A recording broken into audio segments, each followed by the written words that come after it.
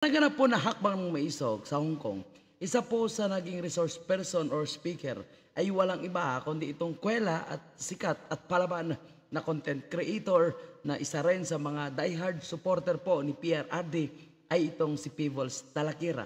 At dito po nagkwento siya patungkol sa kanyang karanasan sa paggamit ng pulburon.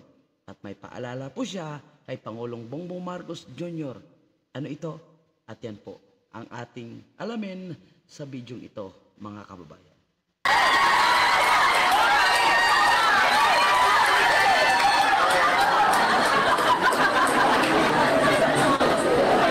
Masyado na kayong abusado, pinagsalita niyo na ako kanina pang tayo na ako, tapos magsasalitain niyo na naman ako ngayon.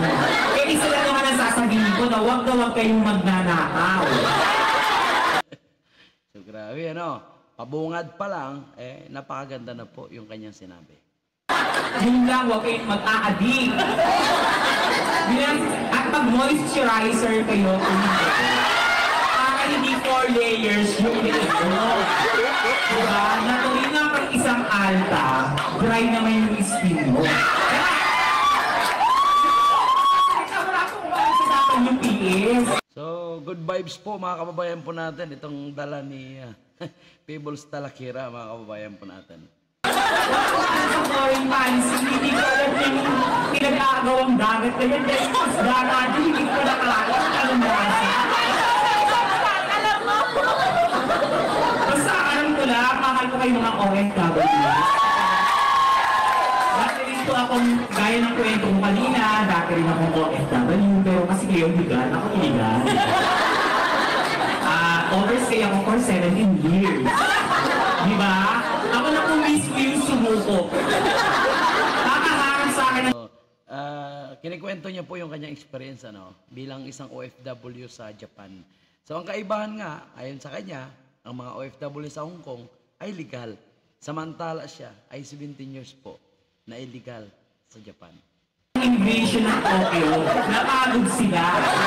Isang araw, pumunta ako ng immigration, sabi ko, susuko na po ako. Sabi nila, bakit? 17 years din na po ako hinahanap. So, napakatagal po, naging OFW po itong si Peebles Talakira. Kaya para sa akin, yung kanyang naging experience po sa paggamit nitong illegal na pulburon ay tama lang na ma-share niya rin po sa ating mga kababayan. At ito po ay isang babala rin. Kasi kung talagang gumagamit at umamin at nagbago, so yan po ay napakaganda. At mapulutan po ng tamang leksyon. Lalo na po sa gustong gumamit. At ay nga sa kanya, dahil sa kanyang paggamit ng pulburon, ay kahit yung mga magulang niya nakalimutan niya. At hindi po ito nakaipon ng pera sa loob ng 17 years, mga kababayan. Paano pa kaya kung ang presidente ng ating bansa, 6 na taon, kung gumagamit ng pulburon, yan po ay question mark kung gumagamit ng pulburon, dahil yan po yung akusasyon, lalong hindi uunlad po ang ating bansa. So, maganda rin actually, yung kanyang sinasabi dyan. Yakuza, mga mafia. So, yung ako ko, libre. Hindi na ako bumibili. Pero sa totoo lang po walang mananalo sa droga. Yes! Walang mananalo sa droga kung yung pusher. Hindi depende. Ana Amboy, hello! Presidente, kapag presidente ka, dapat hinay-hinay lang. Hinay-hinay lang kasi gusto rin natitira. Nakukuha na ng picture. So itong kay Peebles, good vibes lang po mga kabayan. Kaya pasensya na lang, ika nga, yung tamaan sa kanyang mga parinig mga kababayan. Tapos kapag pinitorial kayo, malalaman niyo yan Malalaman niyo yan kasi bulas yung mukha. Yung parang lahat na hulog. Yung eyebag mo nandito na, yung testing mo nandito na. Tapos yung dito mo, nasa letra. Ganun yung mga walang tulog. May isang experience ko ito pero kasi ako, ang amats ko, kapag nakaganyan ako, naglalagyan ako ng moisturizer sa mukha. Tapos nagbababad ako sa bathtub, 24 hours. Kaya malambot ako Tingnan niyo yung butod, matigas. Saka maitim yung tuhod.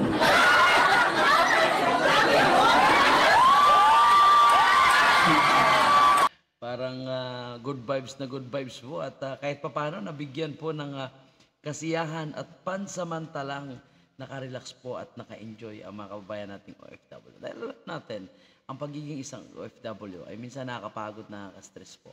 At syempre, unang-una naka-homesick. So, yan, pumunta po yung mga kababayan po natin na mga maisog para magbigay po sa kanila ng kasiyahan at iparating din po sa kanila yung mga impormasyon na dapat nilang malaman, mga kababayan. No comparison. Napagsalita tuloy ako. Gusto, pasensya mo kung ano nakakatagandaan ito. So, yan po mga kababayan po natin. Maganda po yung naging speech po ni Peebles dahil kung yung iba ay seryoso sa mga issue po na nangyayari sa ating bansa, kapalpakan ng administrasyon at siyempre kababayaan, pang-oopres at panggigipit at tila ba hindi nakikinig sa mga hinaing ng taong bayan. Kaya ang sabi po ni Atty. Trixie Cross na tanda-tanda ko na walang mga ganitong klaseng pagrereklamo, walang hakbang ng maisog kung hindi sana palpak at maayos sana ang pamalakad ng ating gobyerno. Dahil may patunay talaga na bumalintong ito sa kanyang mga foreign policy at ang kanyang sinabi noong panahon ng kampanya ay hindi natutupad. Bigas, pabahay, foreign policy, pagka-ikayat ng mga investors, belt ni PRRD ay mga ikinan sila at hanggang ngayon ay ang belt vetermo niya po ay mukhang walang napatunayan. Okay?